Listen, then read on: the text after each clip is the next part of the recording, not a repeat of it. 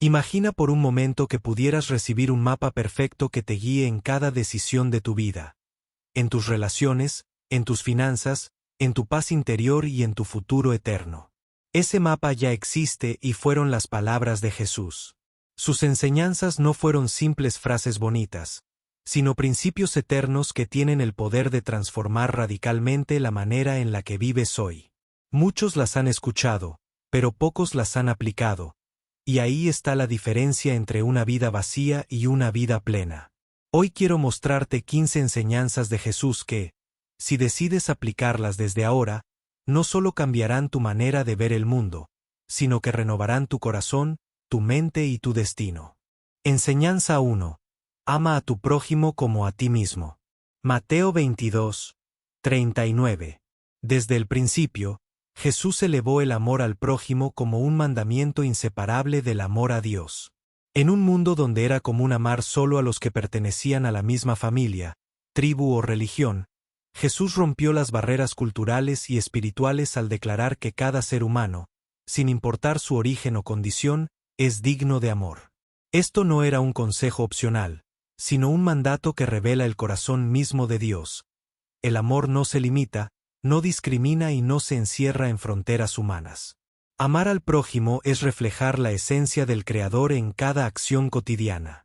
El concepto de prójimo que Jesús enseñó no se reduce a quienes nos agradan o piensan como nosotros. En la parábola del buen samaritano, mostró que el prójimo puede ser incluso alguien considerado enemigo por razones culturales o religiosas. Esto transforma completamente nuestra visión, porque nos invita a mirar con compasión al que sufre, aunque no sea parte de nuestro círculo cercano. Al aplicar esta enseñanza, descubrimos que amar es más que un sentimiento, es una decisión práctica que se expresa en actos de bondad y misericordia. Amar al prójimo como a uno mismo implica reconocer que todos merecen dignidad y respeto, de la misma forma que esperamos recibirlos. Jesús nos enseñó a medir el amor hacia los demás con la misma medida con la que cuidamos nuestra vida, nuestros sueños y nuestra integridad. Esto significa que cuando deseamos bienestar para nosotros, debemos buscar también el bienestar de quienes nos rodean. Así, el amor deja de ser egoísta y se convierte en un puente que une corazones. Aplicar este mandamiento en la vida diaria es un desafío en un mundo marcado por la indiferencia y el egoísmo. Sin embargo, cada vez que elegimos tender una mano, escuchar con paciencia o perdonar una ofensa, estamos cumpliendo con esta enseñanza transformadora. El amor al prójimo no siempre será recompensado de inmediato, pero deja huellas eternas en las personas y en la sociedad. Es el tipo de amor que cambia ambientes, rompe cadenas de odio y sana heridas profundas. El amor que Jesús demanda no es superficial, sino sacrificial. Nos llama a salir de nuestra comodidad para atender la necesidad del otro, como lo hizo el samaritano que interrumpió su viaje para ayudar a un herido. Este tipo de amor incomoda al ego, pero en esa incomodidad encontramos la verdadera grandeza del Evangelio.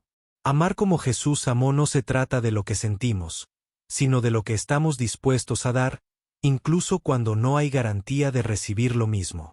Cuando decidimos amar al prójimo como a nosotros mismos, se produce un cambio profundo en nuestra manera de ver el mundo.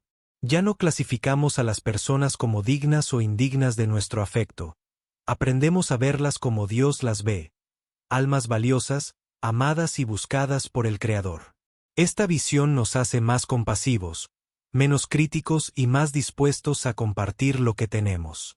Amar de esta manera es un antídoto contra el orgullo y la indiferencia. Además, Jesús mostró que este mandamiento es la base de la justicia verdadera. Ninguna ley, estructura política o sistema social puede sostenerse sin el principio del amor. Por eso afirmó que toda la ley y los profetas dependen de estos dos mandamientos, amar a Dios y amar al prójimo. Cuando los creyentes viven este amor, la sociedad se transforma, porque desaparecen las divisiones, las injusticias disminuyen y la solidaridad se convierte en la norma. El amor al prójimo también es una prueba visible de nuestra relación con Dios. El apóstol Juan escribió: el que no ama a su hermano, a quien ha visto, ¿cómo puede amar a Dios a quien no ha visto? Esto significa que el amor no puede quedarse en lo abstracto. Debe manifestarse en gestos concretos hacia quienes están a nuestro alrededor. Amar a Dios y al prójimo son dos caras de la misma moneda. No podemos decir que seguimos a Cristo si vivimos en rencor o indiferencia hacia los demás. Practicar esta enseñanza cambia nuestra vida porque nos obliga a salir del egoísmo natural. Descubrimos que amar al prójimo no empobrece, sino que enriquece, porque lo que damos con sinceridad regresa multiplicado. Cada sonrisa compartida, cada acto de bondad, cada perdón concedido abre espacio a la paz de Dios en nuestro corazón. Así aprendemos que el amor no solo beneficia al que lo recibe, sino también al que lo da. Finalmente, vivir amando al prójimo como a uno mismo es vivir reflejando a Cristo. Él mismo dijo: «En esto conocerán todos que sois mis discípulos, si tenéis amor los unos con los otros». Esta enseñanza no es opcional ni secundaria. Es la marca que distingue a un verdadero seguidor de Jesús. Cuando aplicamos este principio, no solo cambiamos nuestra vida, sino que nos convertimos en instrumentos para cambiar el mundo. Enseñanza 2. Perdona sin límites. Mateo 18, 21-22. Cuando Pedro se acercó a Jesús y le preguntó si debía perdonar hasta 7 veces, quizá pensaba que estaba siendo generoso. En la cultura judía de aquel tiempo, perdonar 3 veces ya se consideraba suficiente. Pero Jesús, con su sabiduría infinita, respondió: «No te digo hasta 7, sino aún hasta 70 veces 7». Con esta frase, no estaba estableciendo un número exacto, sino dejando claro que el perdón verdadero no tiene límites. El perdón no se cuenta. Se otorga una y otra vez porque refleja la gracia sin medida que Dios nos ha dado. El perdón que Jesús enseña va mucho más allá de un simple acto social o de cortesía. Es un principio espiritual que libera tanto al que lo concede como al que lo recibe. Cuando guardamos rencor, nuestra alma se envenena lentamente. Las heridas del pasado se convierten en cadenas que nos impiden avanzar. Pero cuando decidimos perdonar, rompemos esos grilletes y abrimos el corazón a la paz que solo Cristo puede dar. Perdonar no significa olvidar la ofensa ni aprobar lo malo, sino elegir la libertad sobre la esclavitud del odio. El ejemplo supremo de perdón lo dio Jesús en la cruz. Mientras era insultado, golpeado y clavado en el madero, pronunció una de las frases más poderosas de toda la Escritura: «Padre, perdónalos, porque no saben lo que hacen». En ese momento, demostró que el perdón no depende de la magnitud del daño ni de la disposición del otro a arrepentirse, sino de un corazón lleno de amor divino. Si Jesús pudo perdonar a quienes lo crucificaban, también nosotros podemos perdonar cualquier ofensa, por grande que parezca. Muchas veces creemos que al no perdonar estamos castigando al ofensor, cuando en realidad somos nosotros quienes cargamos con el peso de la amargura. El resentimiento es como beber veneno esperando que el otro muera. Por eso, Jesús nos invita a liberar esa carga y confiar en que Dios es justo para juzgar cada situación. El perdón no significa impunidad, significa que dejamos en manos de Dios lo que está fuera de nuestro control. Así, podemos vivir en paz sin atarnos a sentimientos destructivos. Perdonar sin límites también significa aprender a reconciliarnos con nosotros mismos. Hay quienes viven atormentados por errores del pasado y no logran avanzar porque no se han perdonado a sí mismos. Jesús enseña que su gracia es suficiente para borrar toda culpa cuando nos arrepentimos sinceramente. Si Dios nos perdona sin condiciones, ¿quiénes somos nosotros para seguir cargando con un peso que ya fue quitado en la cruz? Perdonarse a uno mismo es aceptar la obra perfecta de Cristo. La falta de perdón puede convertirse en una raíz de amargura que contamina todo lo que hacemos. Jesús lo explicó en la parábola del siervo malvado. Aquel hombre recibió el perdón de una deuda impagable, pero no quiso perdonar una deuda mínima a su compañero. El resultado fue un juicio severo. Con esta historia, Jesús mostró que no existe excusa para retener el perdón, porque lo que hemos recibido de Dios es infinitamente mayor que cualquier ofensa que podamos sufrir de los demás. Cuando perdonamos, no solo obedecemos a Cristo, sino que abrimos la puerta a la restauración de relaciones. Tal vez no todas las relaciones puedan volver a ser como antes, pero el perdón sana corazones y permite reconstruir puentes que parecían destruidos para siempre. El perdón abre caminos donde antes solo había muros, y da testimonio del poder transformador de Dios en nuestra vida. El perdón sin límites también nos entrena en la humildad. Nos recuerda que todos somos falibles y que en algún momento también necesitamos ser perdonados. Al perdonar, reconocemos que no somos jueces absolutos y que nuestra justicia es limitada. Dejamos de lado el orgullo para abrazar la compasión. Este acto de humildad no nos hace débiles. Al contrario, nos hace fuertes, porque el verdadero poder se demuestra cuando vencemos al mal con el bien. En la práctica, perdonar sin límites puede ser un proceso. No siempre se logra de inmediato, sobre todo cuando la herida es profunda. Pero cada decisión de entregar a Dios la ofensa es un paso hacia la libertad. El Espíritu Santo es quien nos fortalece y nos recuerda cuánto hemos sido perdonados en Cristo.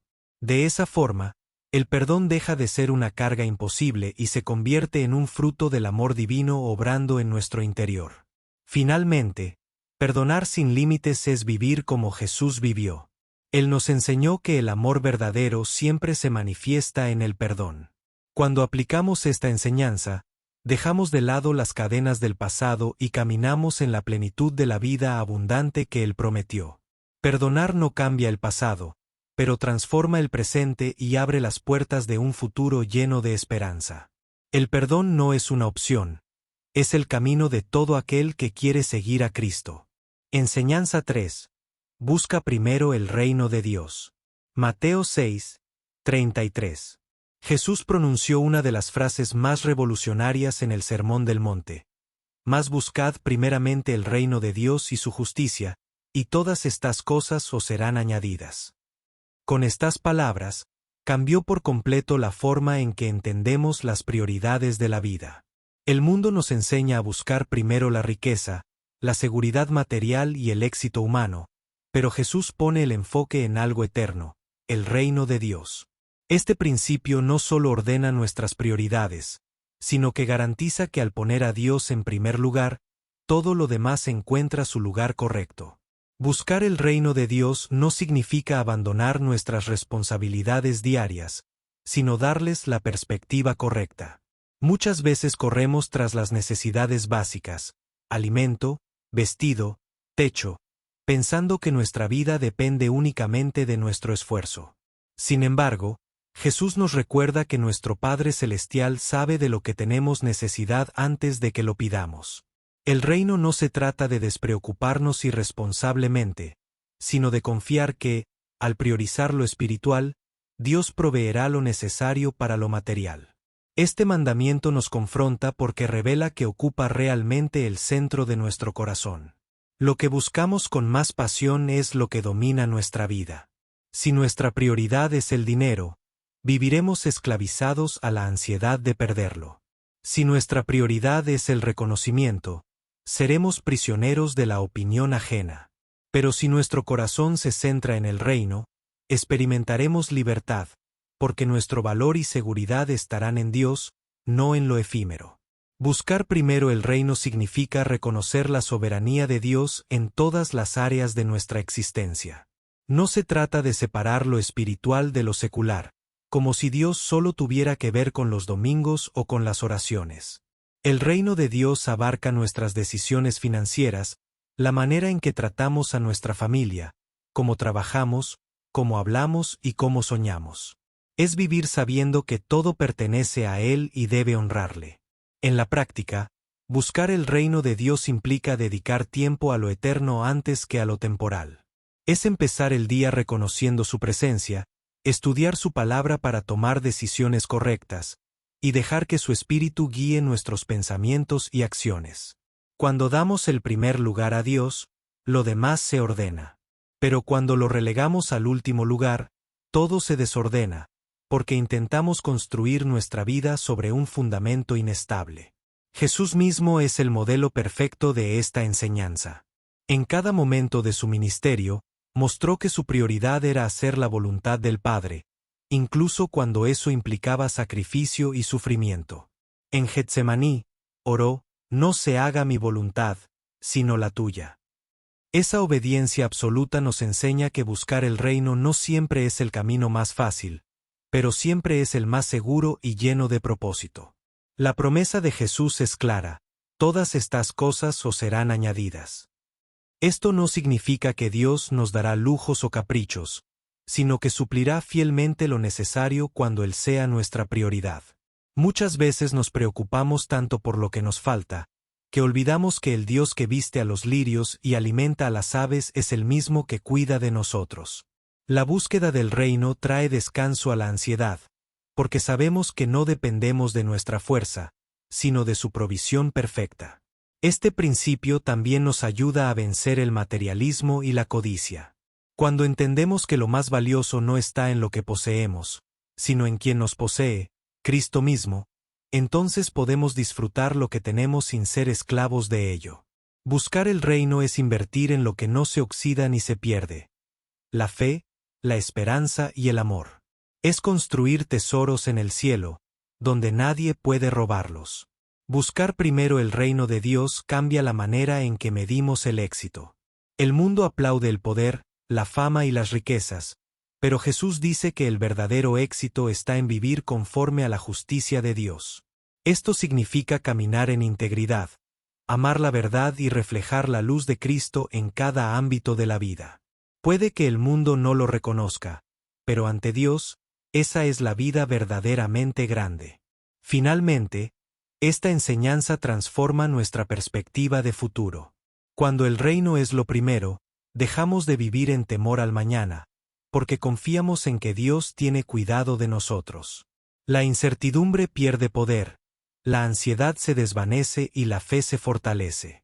Al aplicar esta verdad, descubrimos que la plenitud no está en lo que acumulamos, sino en la presencia de aquel que prometió nunca dejarnos. El reino de Dios no es solo un destino eterno, es una realidad que empieza hoy, en cada decisión donde ponemos a Cristo en primer lugar. Enseñanza 4. No te afanes por el mañana. Mateo 6, 34. Jesús pronunció unas palabras que han traído consuelo a millones de corazones. Así que, no os afanéis por el día de mañana, porque el día de mañana traerá su afán. Basta a cada día su propio mal. Con esta enseñanza, nos confronta con una realidad universal. La preocupación por el futuro roba la paz del presente. El afán es como una sombra que se extiende más allá de lo que podemos controlar, y Jesús nos invita a dejar esa carga en manos de Dios, viviendo un día a la vez.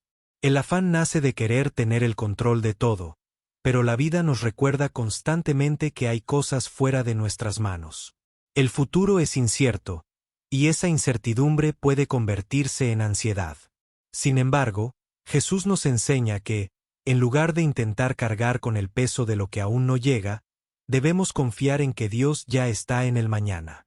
Él no solo conoce el futuro, sino que lo sostiene. Esa verdad es la que nos permite descansar, aunque no tengamos todas las respuestas. No preocuparse por el mañana no significa vivir de forma irresponsable o descuidada. Jesús no está promoviendo la pereza ni la falta de planificación. Lo que realmente está señalando es que la preocupación excesiva no resuelve nada, sino que multiplica la angustia. Prepararnos para el futuro es sabio, vivir angustiados por él es destructivo. El llamado es a la confianza activa. Hacemos lo que nos corresponde hoy, mientras creemos que Dios hará lo que no podemos. El afán roba la energía necesaria para enfrentar el presente. Cuando nuestra mente está atrapada en qué pasará mañana, descuidamos las oportunidades y bendiciones que tenemos hoy. Jesús nos invita a vivir el presente con gratitud y fe, porque el mañana todavía no ha llegado y el ayer ya pasó. Solo tenemos este día para amar, servir y obedecer. Esta perspectiva transforma la manera en que enfrentamos la vida. Cada día es un regalo, no una carga. Jesús reforzó esta enseñanza con ejemplos de la creación. Las aves del cielo que no siembran ni cosechan, y los lirios del campo que se visten mejor que el rey Salomón. Ninguno de ellos se preocupa por el mañana, porque dependen totalmente de la provisión de Dios. Si el Padre cuida con tanto detalle de la naturaleza, ¿cómo no cuidará aún más de nosotros? Esta comparación nos recuerda que la fe no es ciega. Es confiar en un Dios que ha demostrado ser fiel. El afán también puede convertirse en un obstáculo espiritual. Cuando la preocupación domina nuestra mente, perdemos de vista al Dios que nos sostiene. El miedo al futuro nos hace olvidar las promesas del presente. Por eso Jesús insiste en que busquemos primero el reino de Dios, porque allí encontramos la seguridad que el mundo no puede darnos. La fe desplaza al afán, y la oración reemplaza la ansiedad con paz. Vivir sin afán no significa que no habrá problemas mañana, sino que Dios nos dará la gracia suficiente para enfrentarlos cuando llegue el momento. Jesús mismo lo expresó: bástele a cada día su propio mal. Esto nos enseña que la fortaleza de hoy no puede cargarse con las batallas de mañana. La gracia de Dios se renueva cada día, como el maná en el desierto. No podemos guardarla para después, debemos recibirla fresca cada mañana. En la vida práctica, esta enseñanza nos llama a entregar nuestras preocupaciones en oración. Pablo lo resumió en Filipenses 4, 6, 7. Por nada estéis afanosos, sino sean conocidas vuestras peticiones delante de Dios en toda oración y ruego, con acción de gracias. Y la paz de Dios guardará vuestros corazones. Cuando oramos, cambiamos el peso del afán por la certeza de que Dios está en control. Esa paz sobrepasa todo entendimiento, porque no depende de las circunstancias, sino de la presencia de Dios en medio de ellas. El afán es un ladrón silencioso que roba el gozo, pero la confianza en Dios lo derrota. Cada vez que enfrentamos un nuevo día con la certeza de que no estamos solos, demostramos que hemos entendido las palabras de Jesús. El afán grita: ¿y si no puedes? La fe responde: Dios ya puede. El afán pregunta: ¿qué pasará? La fe declara: el Señor ya está allí.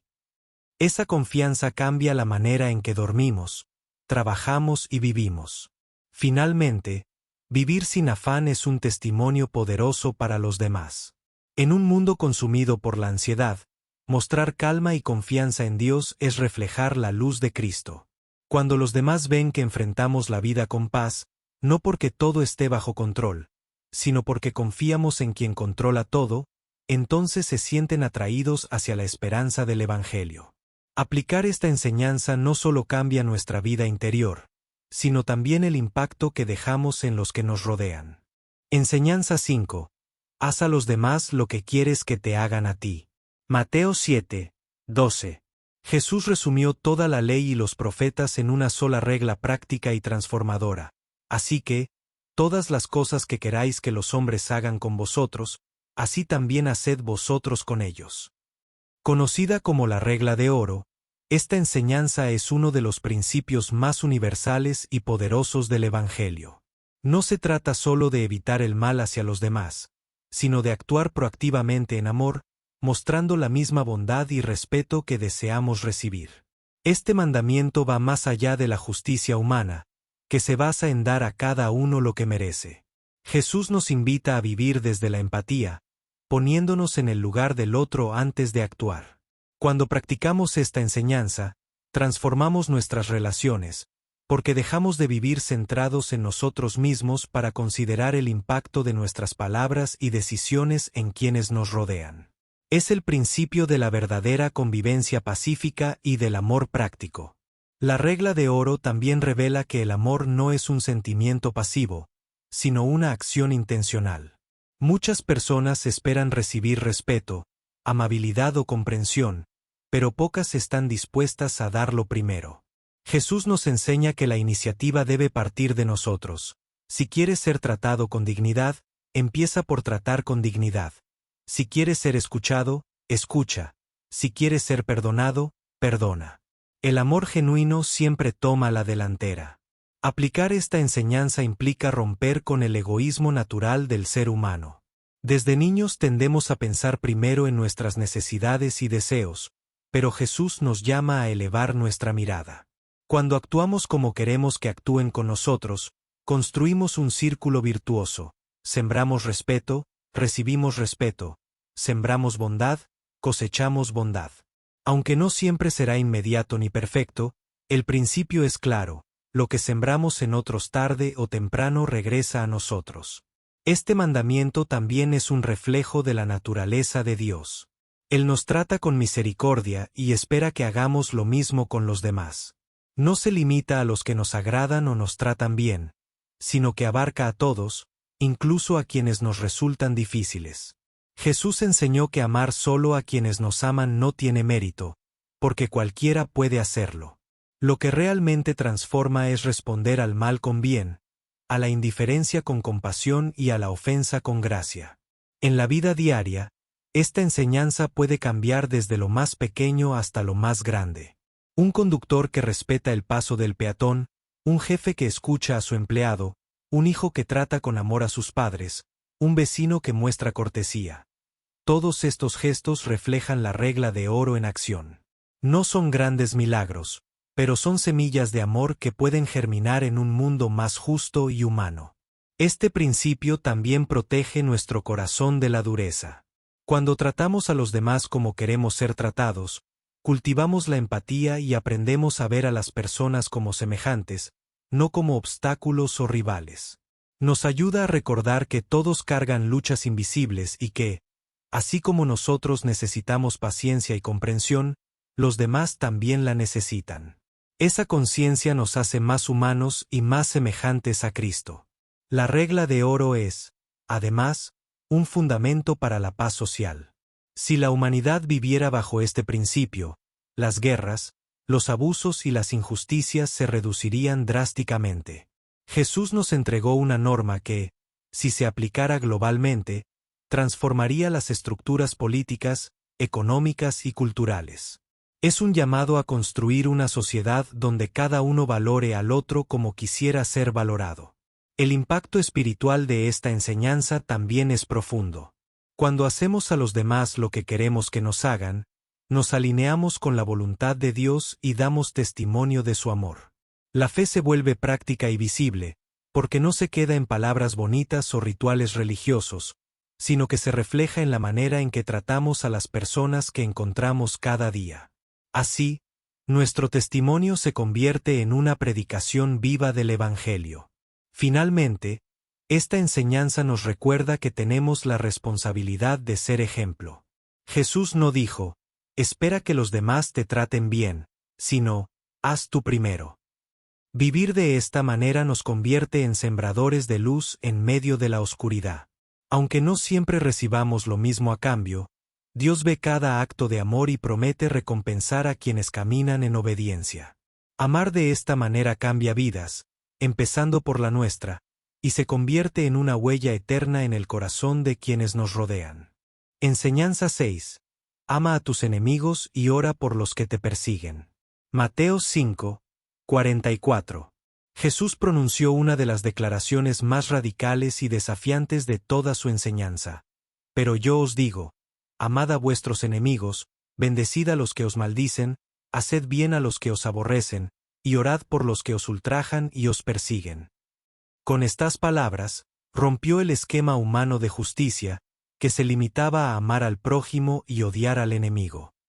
Jesús mostró que el verdadero amor no tiene fronteras, que no se rige por el instinto natural de venganza, sino por la naturaleza divina que se revela en el perdón.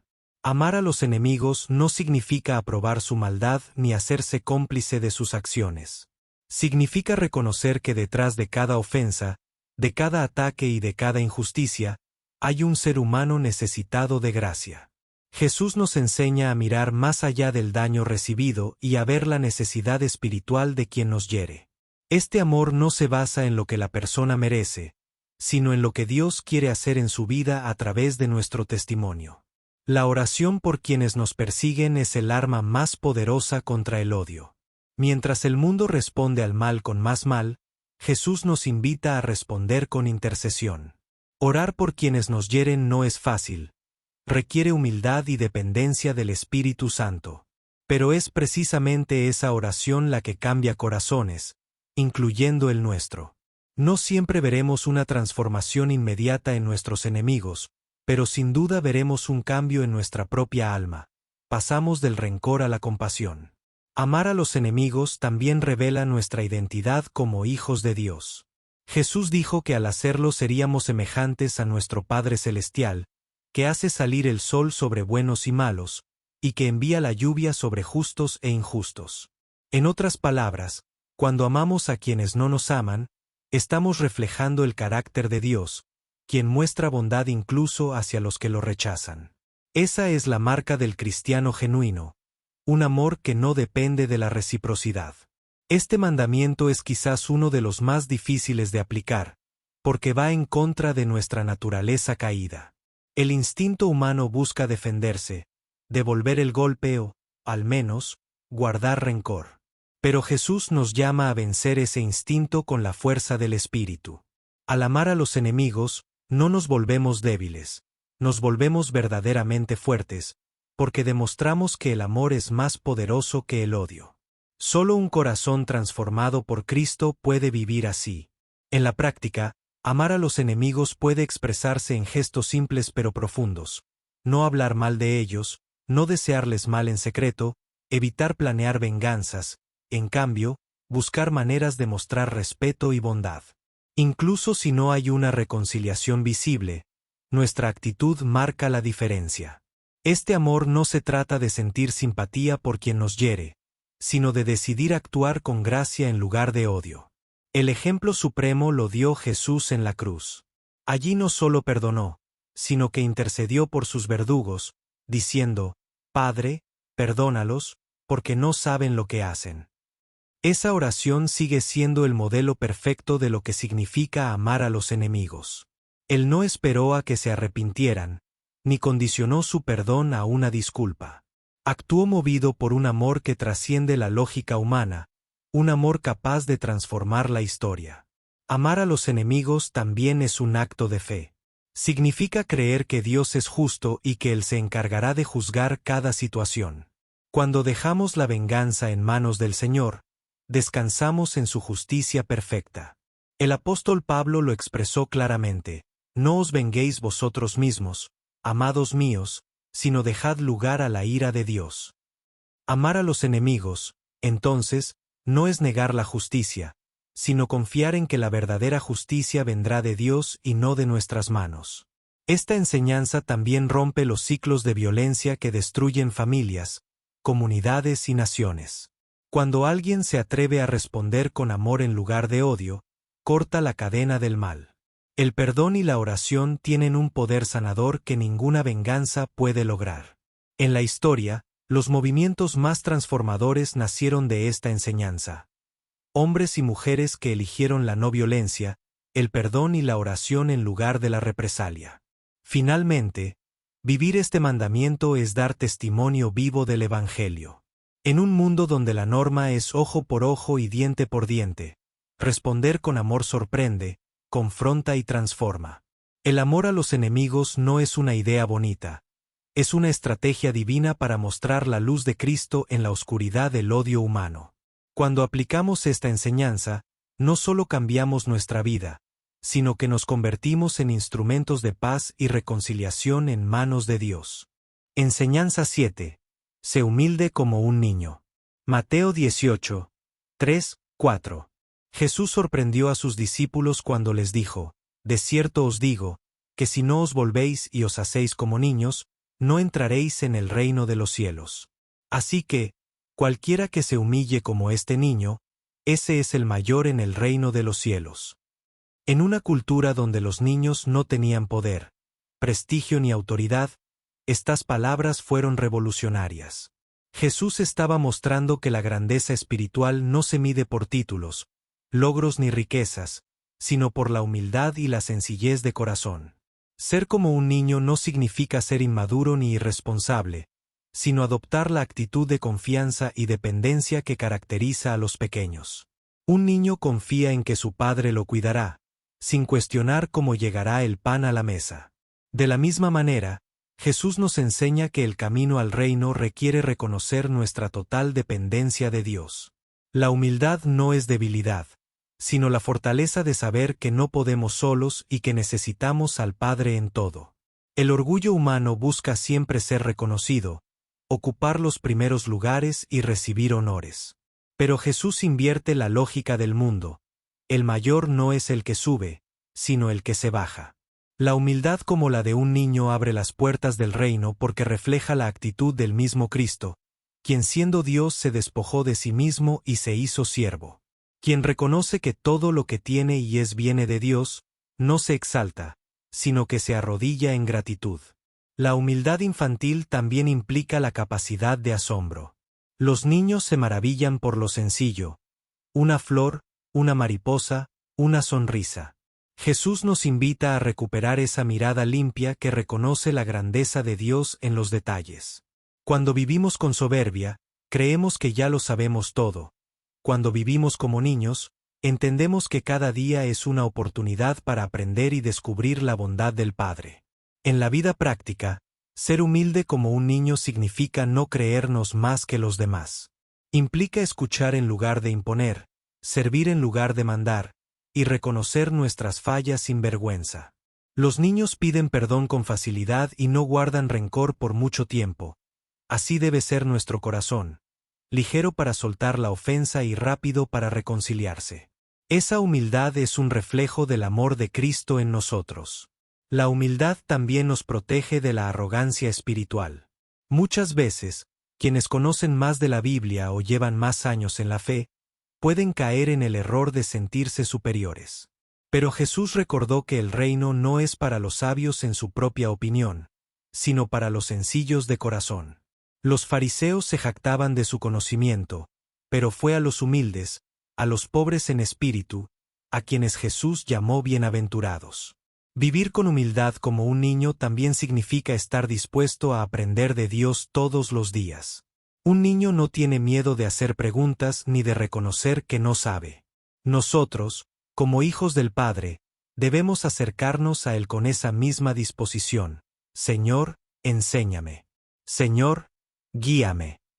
La humildad abre nuestro corazón a la instrucción divina y nos permite crecer en sabiduría sin caer en la soberbia. La humildad infantil también nos libera de la competencia destructiva. El mundo nos enseña a compararnos constantemente, pero los niños juegan sin preocuparse por quién es el más grande o el más rico.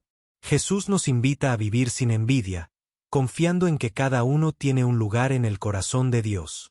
Cuando dejamos de competir y empezamos a compartir, descubrimos que la verdadera grandeza no está en tener más, sino en dar más. Además, ser humildes como niños nos acerca más a los demás. Nadie disfruta estar al lado de un orgulloso, pero todos se sienten atraídos por quien es sencillo, genuino y sincero. La humildad abre puertas, sana relaciones y derriba muros. Así como un niño se acerca sin prejuicios, nosotros podemos acercarnos a los demás con un corazón abierto, dispuestos a amar y ser amados. Finalmente, esta enseñanza nos recuerda que el reino de Dios no se gana con esfuerzo humano ni con méritos propios. Solo entran aquellos que, como niños, reconocen que todo es gracia. Cuando dejamos de aferrarnos a nuestro orgullo y nos rendimos como hijos ante el Padre, descubrimos la verdadera grandeza: ser pequeños en nosotros mismos para ser grandes en Cristo. Esa es la humildad que abre el cielo y transforma la tierra. Enseñanza 8. No juzgues para no ser juzgado. Mateo 7, 1-2. Jesús dijo en el Sermón del Monte: no juzguéis, para que no seáis juzgados. Porque con el juicio con que juzgáis, seréis juzgados, y con la medida con que medís, os será medido. Con estas palabras no prohibió discernir lo correcto de lo incorrecto, sino que advirtió contra la actitud condenatoria que destruye en lugar de edificar. Juzgar a los demás con dureza revela un corazón lleno de orgullo, que olvida que todos somos pecadores necesitados de gracia. El juicio humano suele ser injusto porque se basa en apariencias. Vemos un fragmento de la vida de una persona y creemos conocer toda su historia. Sin embargo, Jesús nos recuerda que solo Dios conoce el corazón y la totalidad de las circunstancias. Juzgar sin misericordia es ocupar un lugar que no nos corresponde, porque el único juez justo es el Señor. Nuestra tarea no es condenar, sino mostrar compasión y, si es necesario, corregir con amor. El problema de juzgar es que revela una hipocresía oculta. Jesús lo ilustró con la imagen del que intenta sacar la paja del ojo de su hermano mientras tiene una viga en el suyo. Es una escena irónica y exagerada, pero profundamente real. Nos resulta fácil ver los errores pequeños de los demás, pero ignoramos nuestros propios pecados más graves. La enseñanza de Jesús es clara. Antes de mirar el defecto ajeno, debemos examinar nuestro propio corazón. No juzgar también significa evitar colocar etiquetas que reducen a las personas a un error o a una debilidad. Cuando alguien falla, tendemos a encasillarlo: es mentiroso, es débil, es inútil. Pero Dios nunca nos define por nuestros fracasos, sino por su gracia. Cada persona está en un proceso, y el amor cristiano nos llama a ver más allá del error para mirar el potencial que Dios ha puesto en cada uno. Jesús tampoco nos pide cerrar los ojos ante el mal. No juzgar no es lo mismo que tolerar lo injusto o lo pecaminoso. La diferencia está en la intención. Juzgar busca condenar, discernir busca restaurar. Podemos señalar lo malo con el propósito de ayudar al otro a levantarse, no de hundirlo más. Pablo escribió: Hermanos, si alguno fuere sorprendido en alguna falta, vosotros que sois espirituales, restauradle con espíritu de mansedumbre. Esa es la actitud que Jesús espera. El juicio sin amor destruye comunidades. En la iglesia, en la familia o en la sociedad, cuando predomina la crítica, el ambiente se llena de desconfianza y división. Pero cuando decidimos no juzgar con dureza, se crea un ambiente de misericordia donde cada persona puede crecer sin miedo a ser aplastada por sus errores. Jesús nos enseñó que el amor cubre multitud de pecados, no para esconderlos, sino para tratarlos con gracia. El juicio severo también refleja un corazón que no ha entendido el perdón recibido. Quien ha experimentado la misericordia de Dios no puede ser cruel con los demás. El que recuerda cuánto le ha perdonado el Señor, trata a los demás con paciencia. Por eso Jesús advirtió que seremos medidos con la misma vara que usemos. Si vivimos criticando y condenando, nos exponemos a recibir lo mismo. Pero si vivimos mostrando misericordia, también recibiremos misericordia. No juzgar libera tanto al que observa como al observado. Cuando dejamos de vivir midiendo a los demás, nuestra alma encuentra descanso. Dejamos de compararnos, de sentirnos superiores o inferiores, y comenzamos a vivir en la libertad del amor. Esa libertad nos permite enfocarnos en lo que realmente importa, crecer en Cristo y ayudar a otros en su camino. En la vida diaria, aplicar esta enseñanza significa escuchar antes de opinar, comprender antes de condenar y acompañar antes de señalar. Significa ofrecer un hombro antes que un dedo acusador. Significa recordar que muchas veces no conocemos toda la historia de alguien, pero podemos ser parte de su restauración. Cada vez que elegimos callar un juicio y ofrecer una palabra de aliento, estamos viviendo como Jesús enseñó. Finalmente, esta enseñanza nos acerca al corazón del Evangelio. Jesús no vino a condenar al mundo, sino a salvarlo. Siendo el único sin pecado, pudo haber juzgado con dureza, pero eligió extender gracia. Al decirnos que no juzguemos, nos está llamando a reflejar esa misma gracia. El día que aprendamos a mirar a los demás con los ojos de Cristo, dejaremos de ser jueces y nos convertiremos en hermanos que ayudan a restaurar. Enseñanza 9. Da en secreto y sin esperar recompensa. Mateo 6, 3, 4. Jesús dijo: Cuando tú des limosna, no sepa tu izquierda lo que hace tu derecha, para que tu limosna sea en secreto, y tu Padre que ve en lo secreto te recompensará en público. Con estas palabras, estableció un principio fundamental. El verdadero valor de nuestras obras no está en el aplauso de los hombres, sino en la mirada de Dios. Él nos enseña que la generosidad debe ser un acto sincero, motivado por el amor y no por el reconocimiento. Dar en secreto rompe con el deseo humano de ser admirado. El orgullo natural busca mostrar lo que hace para obtener aprobación y prestigio. Jesús, en cambio, nos llama a dar sin exhibicionismo, sabiendo que lo importante no es cuántos lo ven, sino con qué corazón lo hacemos. Esta enseñanza nos recuerda que lo invisible ante los hombres es lo más valioso ante Dios. El problema de buscar reconocimiento en nuestras obras es que la recompensa se agota en el mismo instante en que recibimos elogios. Jesús lo advirtió: quienes hacen las cosas para ser vistos ya tienen su paga, y no recibirán nada del Padre. La verdadera generosidad no busca brillar en redes sociales ni acumular títulos honoríficos, sino reflejar el amor de Cristo en silencio y humildad. Dar en secreto también protege nuestro corazón de la hipocresía. La religión externa, llena de apariencias, puede engañar a los demás, pero nunca a Dios. Él mira la motivación detrás de cada acto. Podemos dar grandes cantidades, pero si lo hacemos para alimentar nuestro ego, ese gesto pierde su valor eterno. En cambio, cuando damos desde la sinceridad, aunque sea poco, Dios lo recibe como una ofrenda preciosa. Esta enseñanza nos ayuda a entender que la verdadera generosidad no siempre se mide en dinero. A veces dar significa tiempo, atención, apoyo emocional o una palabra de ánimo. Y muchas veces esas ofrendas no necesitan ser anunciadas. Escuchar a alguien en silencio, visitar a un enfermo sin publicar fotos, ayudar a un necesitado sin difundirlo.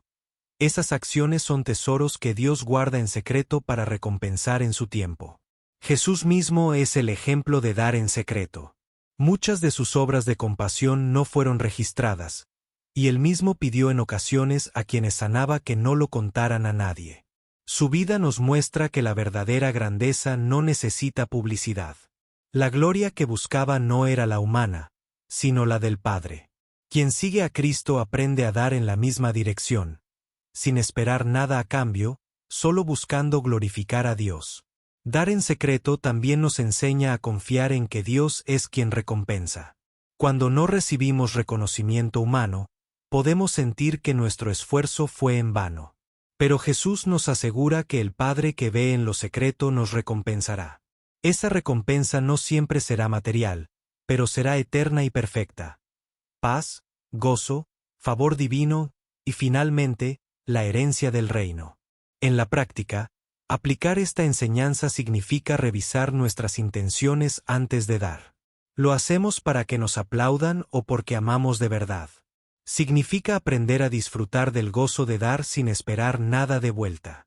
Es aprender a sembrar en silencio, confiando en que Dios hará florecer lo que sembramos en su momento oportuno. Esta enseñanza también nos invita a valorar lo oculto. En un mundo obsesionado con la visibilidad, Jesús honra lo que nadie ve. Muchas madres que oran en secreto, muchos hombres que trabajan honestamente sin reconocimiento, muchas personas que ayudan en silencio, son grandes a los ojos de Dios. El reino de los cielos está lleno de recompensas para quienes vivieron fielmente sin buscar fama. Finalmente, dar en secreto nos acerca más al corazón de Cristo, porque nos libera del orgullo y nos enseña la pureza del amor. El amor verdadero no calcula, no presume, no exige aplausos. Simplemente da, porque así lo hace Dios. Cuando damos en secreto y sin esperar recompensa, descubrimos que la mayor bendición no es lo que recibimos, sino la transformación que ocurre en nuestro corazón. Enseñanza 10. Ora en lo secreto y tu Padre te recompensará. Mateo 6. 6. Jesús dijo: Mas tú, cuando ores, entra en tu aposento, y cerrada la puerta, ora a tu Padre que está en secreto, y tu Padre que ve en lo secreto te recompensará en público. Con estas palabras, reveló el valor de la intimidad con Dios. La verdadera oración no es un espectáculo, ni un acto para impresionar a los demás, sino un encuentro genuino entre un hijo y su Padre. En lo secreto se derraman las lágrimas sinceras, se confiesan los temores más profundos y se reciben las respuestas más poderosas.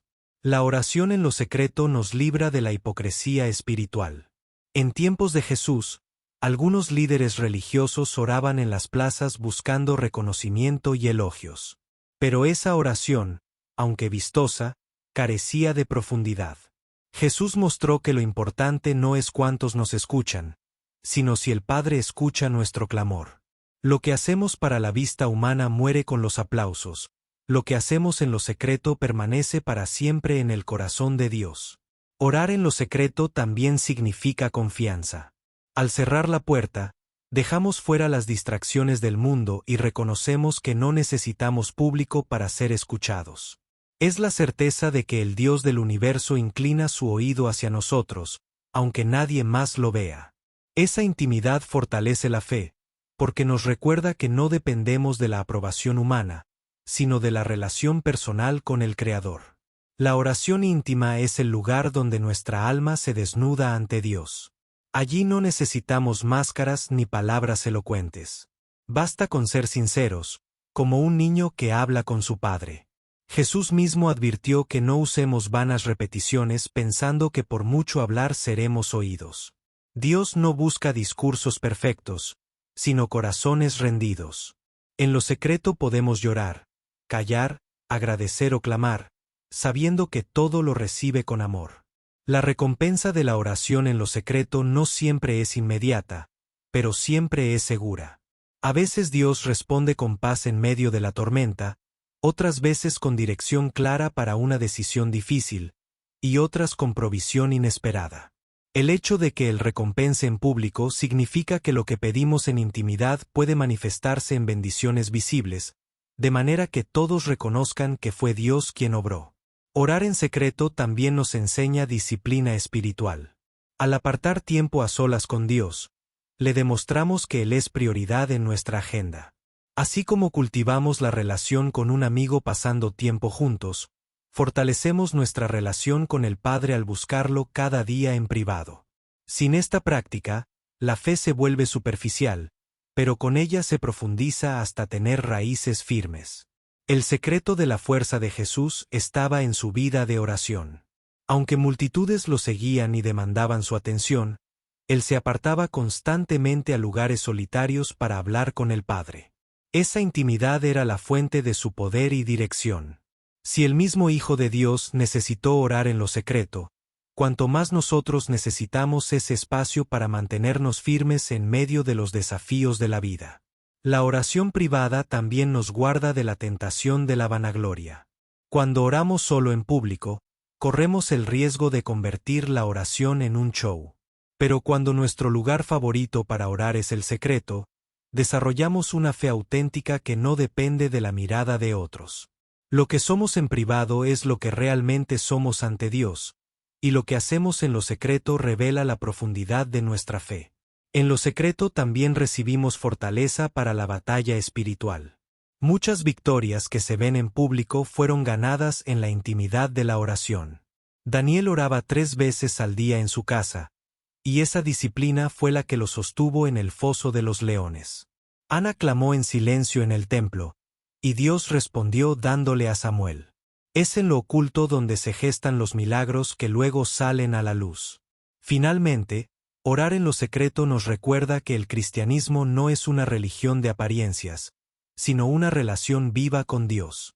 No necesitamos escenarios ni rituales para ser escuchados, solo un corazón sincero que busca a su Padre.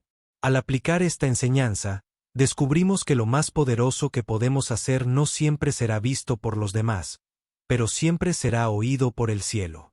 Y esa certeza nos transforma, porque sabemos que nuestro Padre, que ve en lo secreto, jamás dejará de recompensar a sus hijos. Enseñanza 11. Donde esté tu tesoro, allí estará tu corazón. Mateo 6, 21.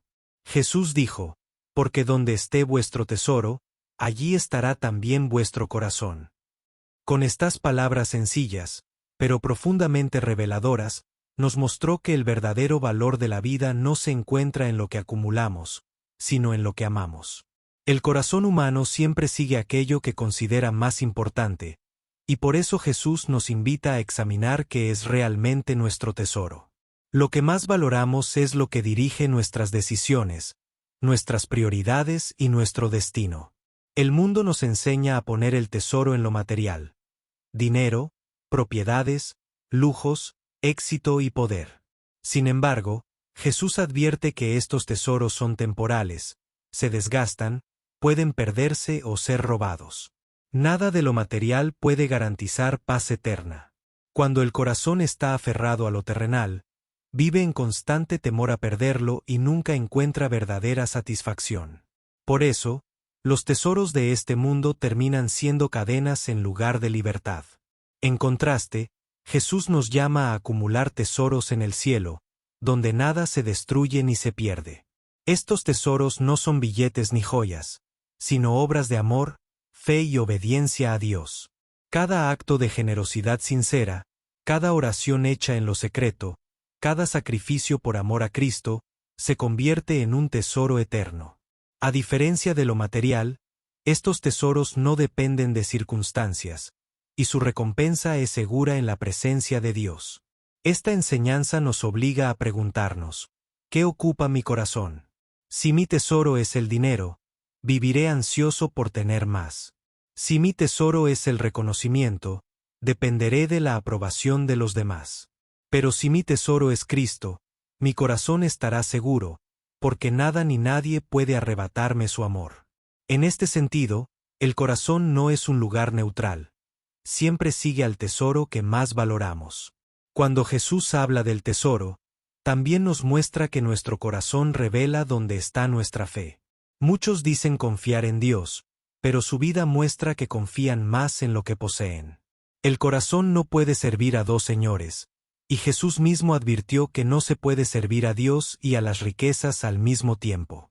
Esta enseñanza no es un llamado a vivir sin recursos, sino a no hacer de ellos un ídolo que gobierne nuestra vida. En la práctica, vivir esta enseñanza significa aprender a dar. Cuando compartimos lo que tenemos, demostramos que nuestro tesoro no está en acumular, sino en amar. La generosidad es una prueba de dónde está nuestro corazón. Quien da sin miedo, confía en que Dios es su verdadero tesoro y proveedor. Por eso Jesús enseñó que más bienaventurado es dar que recibir. Cada acto de dar libera el corazón de la esclavitud del materialismo. El corazón humano siempre busca seguridad, pero si la buscamos en lo terrenal, viviremos inseguros. Las riquezas pueden desaparecer en un instante, como Job experimentó cuando perdió todo en un solo día. Sin embargo, quien tiene su tesoro en Dios puede perder lo material y seguir en paz, porque sabe que lo eterno no se toca. Esa es la verdadera libertad. Tener el corazón atado al cielo y no a lo pasajero. Jesús nos advierte que lo que valoramos define nuestra vida. Si mi tesoro es la fama, mis decisiones girarán en torno a buscar ser admirado. Si mi tesoro es el poder, haré lo que sea para alcanzarlo. Pero si mi tesoro es el reino, mis pasos estarán guiados por la voluntad de Dios. Por eso, lo que amamos es más revelador que lo que decimos. Nuestro tesoro habla más fuerte que nuestras palabras. Esta enseñanza también nos llama a invertir en lo eterno. Cada minuto que dedicamos a buscar a Dios, cada sacrificio hecho por amor, cada semilla sembrada en su obra, es un tesoro que jamás se perderá. Vivir de esta manera cambia la perspectiva. Ya no vemos la vida como una carrera por acumular, sino como una oportunidad para sembrar en lo eterno. Esa siembra nunca es en vano, porque Dios es fiel para recompensar. Finalmente, vivir bajo esta enseñanza es vivir con un corazón seguro. Si nuestro tesoro está en el cielo, nada puede robarnos la paz. Ni la crisis económica, ni la pérdida material, ni la traición humana pueden movernos, porque nuestro corazón no depende de lo terrenal. Jesús nos invita a poner el tesoro en Él, y al hacerlo encontramos la mayor riqueza, un corazón lleno de amor, libertad y esperanza eterna. Enseñanza 12. El mayor entre vosotros será vuestro servidor. Mateo 23, 11. Jesús rompió todos los esquemas de su tiempo cuando dijo, el que es el mayor de vosotros, sea vuestro siervo. En una sociedad marcada por jerarquías rígidas, donde los más grandes eran los que tenían poder, riquezas o prestigio religioso, Jesús estableció un principio radicalmente diferente. La verdadera grandeza no se mide por cuánto nos sirven, sino por cuánto servimos. Con estas palabras, cambió para siempre el concepto de liderazgo y nos enseñó que el reino de Dios es un reino de humildad y entrega. El servicio no era considerado honorable en la cultura de aquel tiempo. Los siervos eran los últimos, los que no tenían voz ni privilegios. Sin embargo, Jesús tomó esa imagen para mostrar que en su reino los valores están invertidos respecto al mundo. El verdadero líder no busca ser exaltado, sino humillarse por amor. El mayor ejemplo fue el mismo Cristo, que siendo el Señor de todo, se ciñó la toalla y lavó los pies de sus discípulos, realizando la tarea más baja de un esclavo. Esta enseñanza nos revela que la grandeza en el reino no se encuentra en títulos ni posiciones, sino en corazones dispuestos a servir. El mundo aplaude al que recibe honores, pero Dios honra al que se inclina para levantar al otro. Cuando servimos, nos parecemos a Jesús. Cuando exigimos ser servidos, nos parecemos al mundo. El servicio, por lo tanto, no es opcional para un creyente, sino la marca de su identidad en Cristo. Servir no significa perder valor, sino reflejar el verdadero carácter de Dios. Muchas veces pensamos que si servimos a otros, seremos vistos como débiles o insignificantes. Pero Jesús mostró que servir es el mayor acto de poder, porque se necesita más fuerza para amar y ayudar que para dominar y controlar. El servicio no nos hace pequeños, nos hace grandes en los ojos de aquel que todo lo ve. En la práctica, servir puede tomar muchas formas. Escuchar a alguien con paciencia, ayudar en silencio a quien lo necesita, dar tiempo, recursos o talentos para bendecir a otros. No se trata de grandes gestos públicos, sino de pequeñas acciones cotidianas que revelan un corazón humilde. Cada vez que servimos, estamos construyendo tesoros en el cielo y reflejando la luz del Evangelio en la tierra. El servicio también tiene un poder transformador en las relaciones. Cuando servimos, desarmamos el orgullo ajeno y sembramos amor donde antes había distancia. El esposo que sirve a su esposa, los padres que sirven a sus hijos, los líderes que sirven a su comunidad, todos ellos muestran que el servicio es el lenguaje del amor verdadero. Servir rompe barreras y une corazones, porque es imposible no ser tocado por un gesto genuino de humildad. Además, esta enseñanza nos recuerda que servir no es solo hacia quienes nos agradan. Jesús lavó los pies de todos sus discípulos, incluso de Judas, quien lo traicionaría. Eso demuestra que el servicio cristiano no se basa en la respuesta del otro, sino en la obediencia al Señor. Servimos porque Cristo nos sirvió primero, no porque el otro lo merezca. El verdadero servicio es incondicional y no espera recompensa humana. El servicio también nos protege del orgullo espiritual. Los fariseos buscaban ser reconocidos como grandes maestros, pero no estaban dispuestos a inclinarse por los demás. Jesús los confrontó porque su religiosidad era apariencia sin amor. Él nos enseña que la verdadera espiritualidad no se mide por cuánto sabemos, sino por cuánto servimos. La humildad de un corazón dispuesto a ayudar vale más que 1000 palabras vacías. Servir también es un acto profético en un mundo egoísta. La sociedad nos enseña a buscar ser los primeros, a competir, a acumular y a destacar. Pero cuando un creyente decide servir, muestra que sigue un camino diferente, el camino del reino. Cada acto de servicio, por pequeño que parezca, es un recordatorio de que hay un Dios que nos llamó a amar y no a competir. En un mundo donde pocos quieren bajar, los que sirven brillan con luz divina. Finalmente, esta enseñanza nos recuerda que el servicio será recompensado por Dios. Jesús dijo que quien da un vaso de agua en su nombre no perderá su recompensa.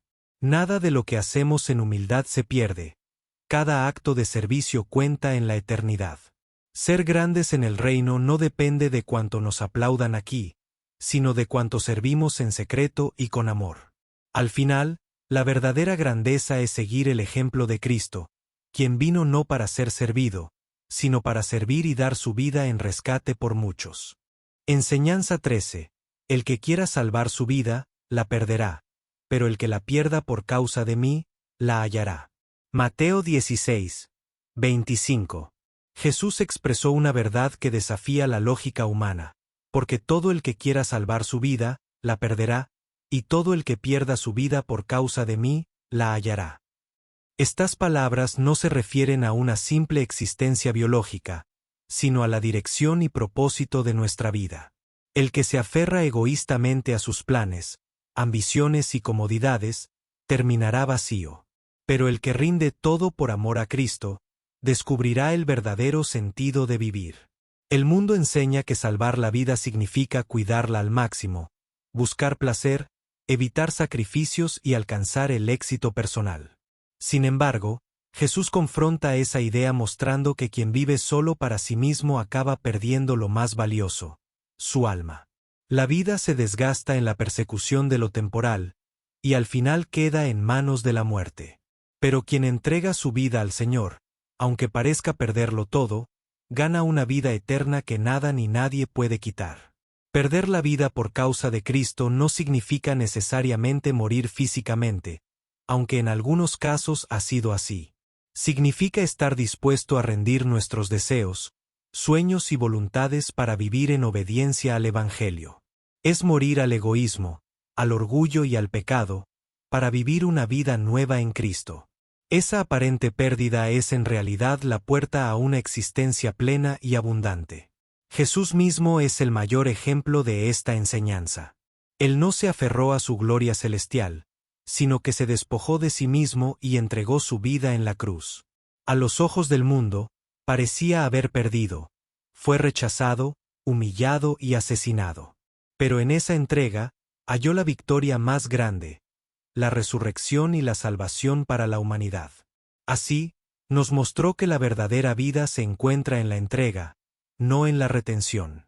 Esta enseñanza nos desafía a examinar dónde ponemos nuestra seguridad.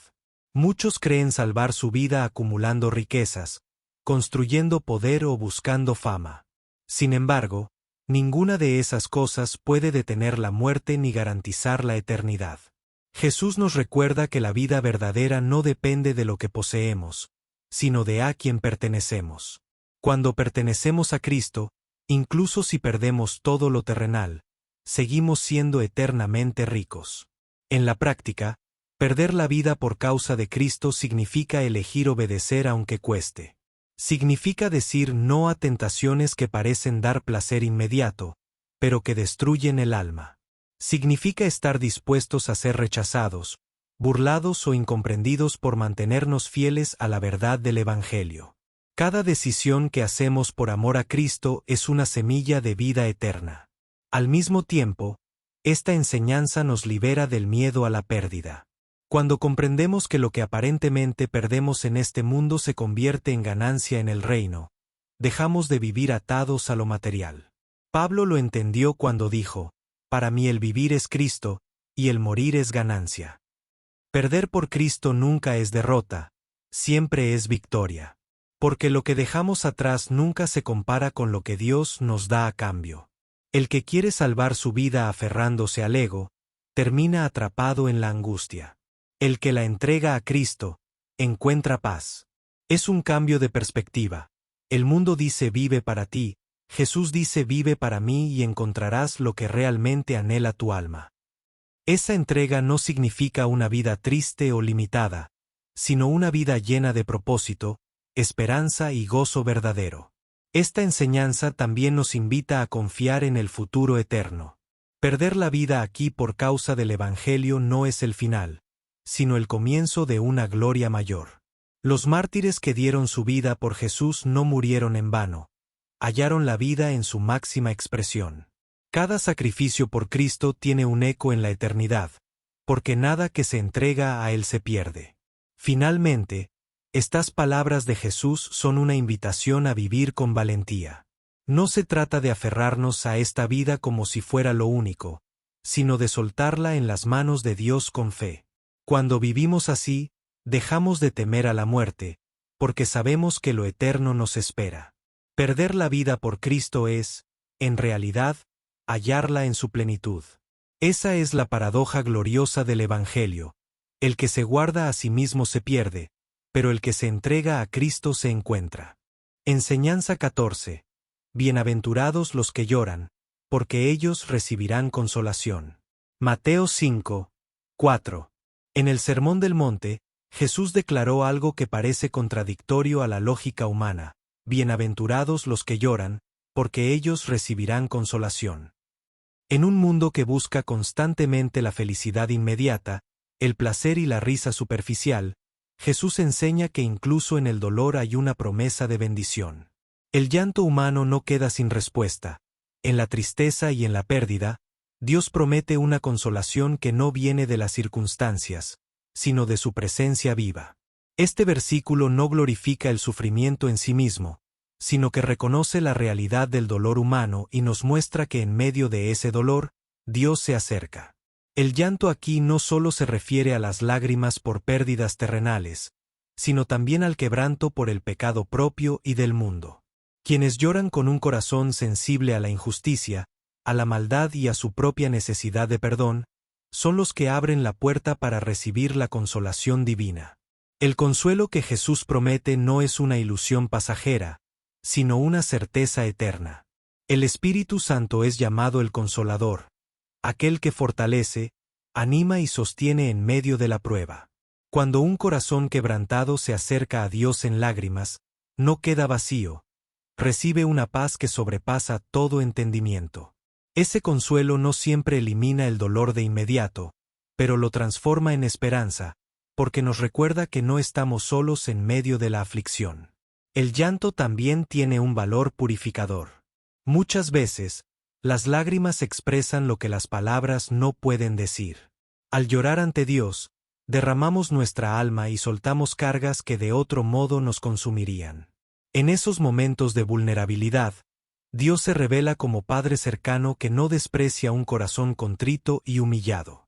Por eso, las lágrimas derramadas en su presencia nunca son en vano. Son semillas que darán fruto en forma de consuelo y fortaleza. Jesús mismo mostró que el llanto no es señal de debilidad. El Evangelio de Juan nos relata que lloró ante la tumba de Lázaro, mostrando su compasión por el sufrimiento humano. También lloró sobre Jerusalén al ver la dureza de corazón de su pueblo. Con ello nos enseñó que las lágrimas tienen un lugar en la vida espiritual, porque revelan un corazón sensible al dolor y al amor de Dios. Si el Hijo de Dios lloró, nosotros no debemos avergonzarnos de hacerlo. Esta enseñanza también nos invita a reconocer que la vida cristiana no es una vida sin dolor. Habrá pérdidas, pruebas, traiciones y tristezas, pero en todas ellas Dios nos promete estar presente. El llanto no es el final de la historia, es el inicio de una consolación mayor. El Salmo 30 dice, «Por la noche durará el lloro, y a la mañana vendrá la alegría». Esta es la esperanza que sostiene al creyente. Después de las lágrimas, siempre llega la luz de la consolación divina. El consuelo que Dios ofrece es más profundo que cualquier alivio humano. Las palabras de un amigo pueden animar, pero solo Dios puede sanar las heridas del alma. Él es capaz de dar gozo en medio del luto, paz en medio de la tormenta y esperanza en medio del caos. Por eso Jesús llama bienaventurados a los que lloran, porque su dolor no quedará sin respuesta, sino que se convertirá en un testimonio del poder restaurador de Dios. Además, esta enseñanza nos llama a ser instrumentos de consolación para otros. El apóstol Pablo escribió que Dios nos consuela en todas nuestras tribulaciones para que podamos consolar a los demás con el mismo consuelo que hemos recibido.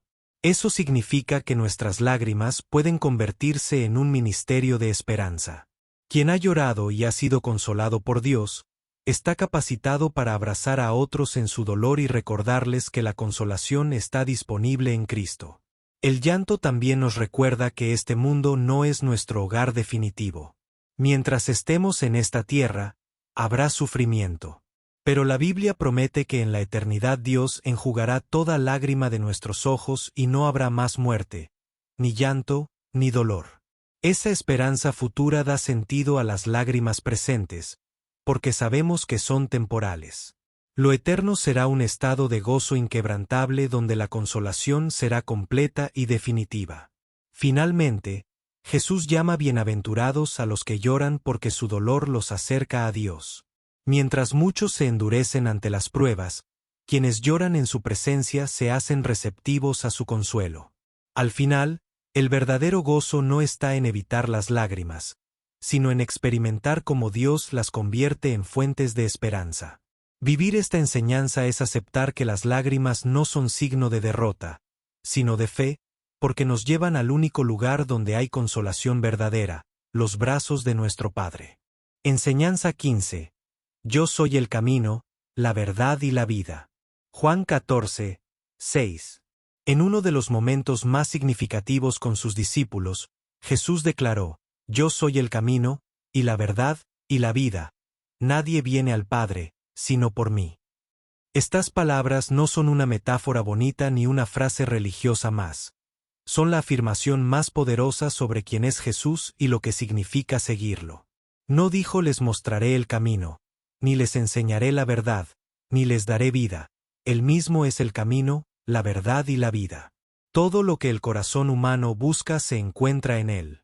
Jesús es el camino, porque en un mundo lleno de rutas confusas, Él es la única senda que lleva a Dios. Muchos caminos prometen paz, realización y plenitud, pero todos terminan en vacío si no llevan al Padre. Él no solo nos guía, sino que es la senda misma. Caminar en Cristo significa vivir conforme a su ejemplo, obedecer sus palabras y confiar en su obra en la cruz. No es un camino fácil, pero es el único seguro y eterno. Jesús también es la verdad, porque no solo enseña principios verdaderos, sino que encarna la verdad absoluta de Dios. En un mundo lleno de relativismo, donde cada quien construye su propia verdad, Él se presenta como la verdad que no cambia. Conocerlo a Él es conocer al Padre, porque en Jesús se revela la esencia misma de Dios. Quien camina en esta verdad vive en libertad, porque solo la verdad de Cristo rompe las cadenas de la mentira y del pecado. Jesús es, además, la vida. La vida no se reduce a respirar o existir. La vida verdadera es estar en comunión con Dios. El pecado nos había separado de esa vida, pero en Cristo recibimos reconciliación. Él es la fuente de la vida eterna, y también de la vida abundante aquí en la tierra. Cuando lo recibimos, experimentamos un gozo y una paz que ninguna circunstancia puede quitar. Su vida en nosotros cambia nuestra forma de pensar, sentir y actuar. Estas tres afirmaciones, camino, verdad y vida, están unidas inseparablemente. No podemos tomar a Jesús como camino y rechazarlo como verdad, ni aceptar su vida sin rendirnos a su camino. Él es un todo completo. Seguirlo implica confiar en que es la dirección correcta, aceptar que su palabra es la verdad absoluta y vivir bajo la plenitud de su vida. Esa integralidad es lo que lo hace único frente a cualquier otra propuesta humana. La exclusividad de sus palabras también es clara. Nadie viene al Padre, sino por mí. En un mundo que ofrece múltiples religiones, filosofías y alternativas espirituales, Jesús no se presenta como una opción más, sino como la única. Esto puede sonar radical, pero es el fundamento del Evangelio. Solo en Cristo hay reconciliación con Dios. No se trata de intolerancia, sino de la afirmación de que solo quien venció la muerte puede abrirnos el camino hacia la vida eterna. En la práctica, reconocer a Jesús como el camino significa seguir sus pasos cada día. Reconocerlo como la verdad implica someternos a su palabra aun cuando contradiga nuestros deseos o pensamientos. Reconocerlo como la vida significa depender de su presencia para cada respiro espiritual. Esta enseñanza no es teoría, sino un estilo de vida: caminar, creer y vivir en Cristo. Aceptar que Jesús es el camino, la verdad y la vida transforma nuestras prioridades. Ya no buscamos caminos fáciles, sino el suyo. Ya no creemos en verdades pasajeras, sino en la suya. Ya no vivimos para sobrevivir, sino para experimentar la vida abundante que solo Él ofrece. Esta enseñanza cambia la forma en que vemos las pruebas, porque entendemos que si estamos en Él, aunque todo se derrumbe, seguimos en el camino correcto, sostenidos por la verdad y llenos de vida. Jesús como el camino también nos recuerda que la vida cristiana es un viaje. No se trata de un evento puntual, sino de un proceso de caminar con Él día a día. Como la verdad, nos da dirección en medio de la confusión. Y como la vida, nos sostiene con esperanza incluso en medio de la muerte. Cada aspecto de esta enseñanza responde a las necesidades más profundas del alma humana: dirección, certeza y plenitud. Finalmente, esta declaración de Jesús es una invitación. No basta con conocerla intelectualmente, debemos abrazarla personalmente. Él no dijo yo soy un camino, sino el camino. No dijo tengo verdades, sino soy la verdad. No dijo te daré vida, sino soy la vida. Esto significa que la relación con Él no es opcional, sino esencial. Quien recibe a Cristo recibe todo, quien lo rechaza lo pierde todo. Y esta verdad, aplicada hoy, puede cambiar no solo nuestra manera de vivir, sino nuestro destino eterno. Las enseñanzas de Jesús no fueron simples consejos para tiempos antiguos. Son principios eternos que siguen teniendo poder hoy. Al recorrer estas 15 verdades, descubrimos que cada una es como una piedra viva que, unida a las demás, forma un fundamento sólido sobre el cual podemos construir una vida plena. Jesús no habló para llenar de palabras a la gente, habló para dar un nuevo rumbo a la existencia humana. La primera enseñanza, ama a tu prójimo como a ti mismo, nos recuerda que todo en la vida gira en torno al amor. Sin amor, cualquier fe es vacía, cualquier obra es hueca. La segunda, perdona sin límites, nos muestra que la libertad interior solo se alcanza soltando el rencor. Juntas, estas dos verdades nos revelan que el amor y el perdón son inseparables y que, aplicados, cambian radicalmente nuestras relaciones. Cuando Jesús nos enseñó a buscar primero el reino de Dios y a no afanarnos por el mañana, nos dio un antídoto contra la ansiedad y el vacío. Nos enseñó que lo eterno debe estar por encima de lo pasajero y que la fe desplaza al afán. Estas verdades nos recuerdan que la paz no depende de lo que tenemos, sino de a quien tenemos. El que busca el reino primero encuentra que todo lo demás se acomoda en su lugar. Al decirnos haz a los demás lo que quieres que te hagan a ti y ama a tus enemigos, Jesús rompió toda lógica humana. El mundo se mueve por intereses, venganzas y recompensas, pero el reino se mueve por amor desinteresado. Al vivir así, dejamos de reflejar la dureza del mundo para reflejar la compasión de Dios. Estos mandamientos no son fáciles, pero son los que realmente transforman sociedades enteras desde lo más profundo. La enseñanza de sé humilde como un niño nos revela que el orgullo es el mayor obstáculo para entrar al reino. Solo un corazón sencillo puede recibir las verdades del Evangelio. Y junto a esto, la instrucción de no juzguéis para no ser juzgados, nos recuerda que la misericordia debe ser nuestra medida diaria.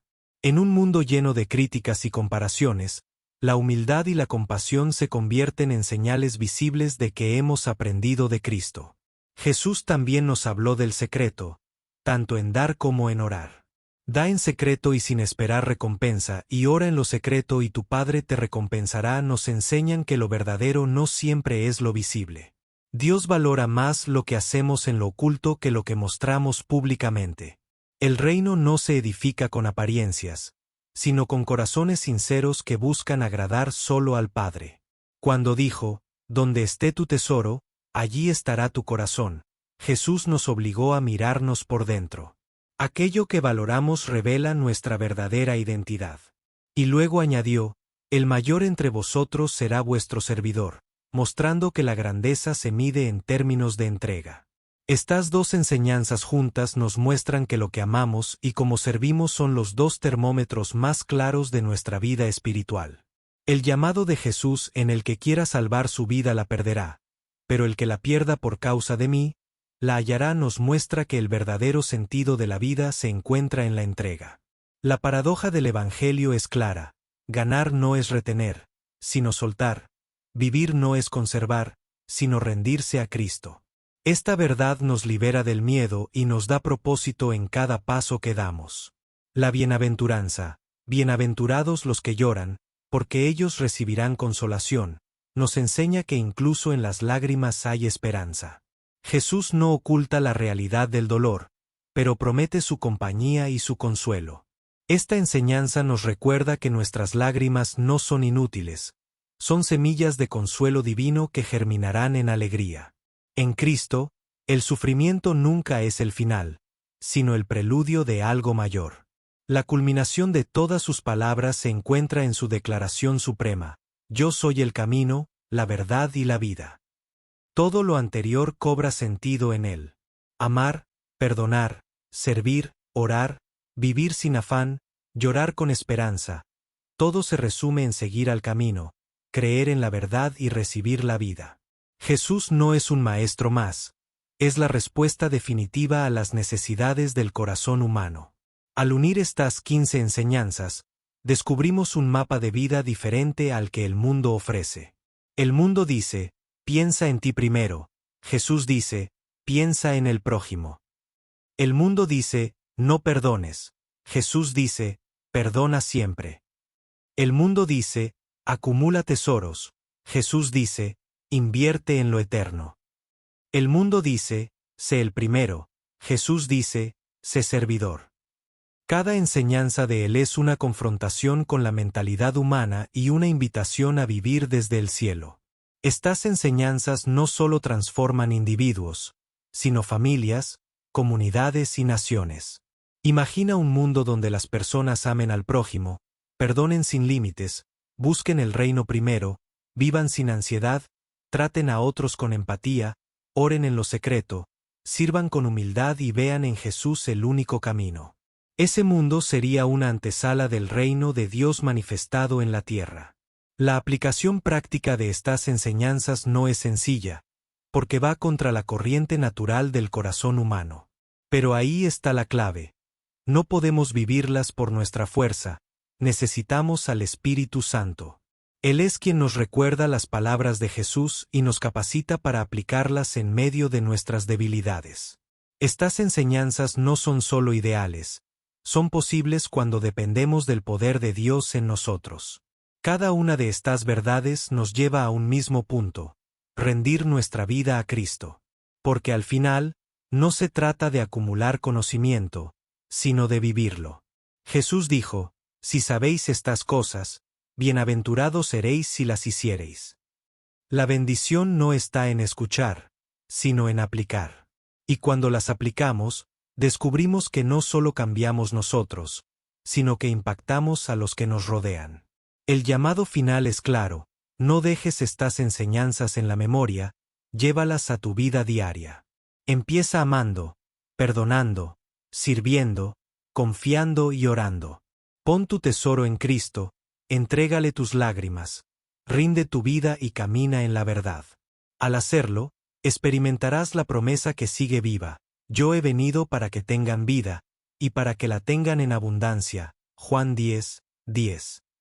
Esa vida abundante está disponible hoy, si decides caminar con Jesús y aplicar sus palabras. Gracias por acompañarme en este recorrido por las enseñanzas de Jesús que pueden transformar tu vida hoy. Recuerda que cada palabra del Maestro tiene el poder de cambiar corazones, sanar heridas y abrir caminos de esperanza. Si este mensaje tocó tu vida, te invito a que te suscribas al canal, actives la campanita para no perderte el próximo contenido, y me dejes un like para que más personas puedan escuchar estas verdades. También me encantaría leer tus reflexiones en los comentarios. ¿Cuál de estas enseñanzas de Jesús fue la que más te impactó? Tu experiencia puede inspirar y animar a otros. Nos vemos en el próximo video, y recuerda siempre: vivir la palabra de Dios es el secreto para una vida plena y abundante en Cristo.